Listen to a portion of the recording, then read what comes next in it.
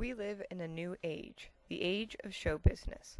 Our politics, religion, news, athletics, education, and commerce have been transformed into congenial adjuncts of show business, largely without protest or even much popular note. The result is that we are a people on the verge of amusing ourselves to death. In the previous age, the age of print, the media facilitated context, deep thought, debate, analysis, and involvement.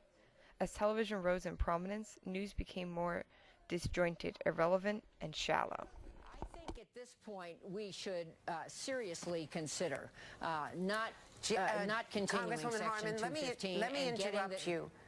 Congresswoman, let me interrupt you just for a moment. We've got some breaking news out of Miami. Stand by, if you will. Right now in Miami, Justin Bieber has been arrested on a number of charges. To quote Postman, we now live in a peekaboo world, where now this event, now that, pops into view for a moment, then vanishes again.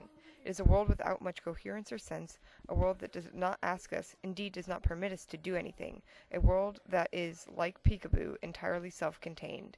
But like peekaboo, it is also endlessly entertaining. High-definition cameras ringing me, in a ring around me. I'm in the center, and they shoot my body at different angles, and I'm told that transmits what looks like an entire body image back there to New York. These cameras, I'm told, talk to the cameras in New York, so they move, and they know when to move when the cameras in New York move. Politics have come to resemble television commercials, again supporting Postman's claim. I changed my name to cover my past, to cover my bankruptcy. Now the voters know my secrets. They know I had unpaid tax liens. Governor Reagan again, typically, is against such a proposal. Governor, there you go again. Television has spread into education as well. According to the New York Times, over 1,500 hours of educational television is distributed every year. Here we go. Zach be nimble, which means quick in life. Okay, look at this.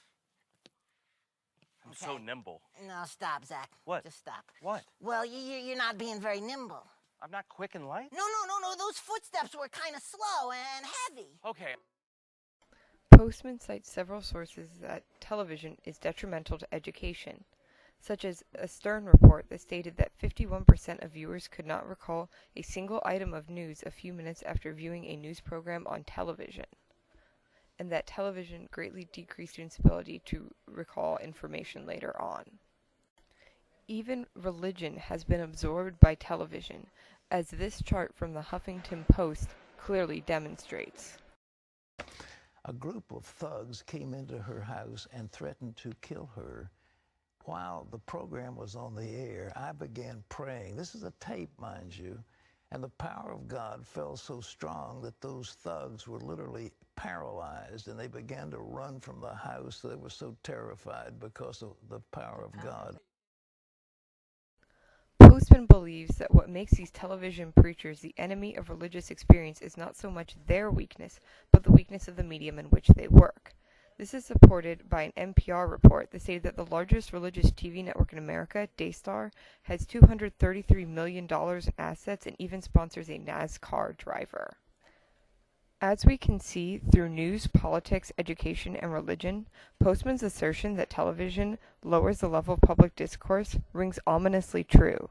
Though living in the age of entertainment may seem fun, we must not forget that we are amusing ourselves to death.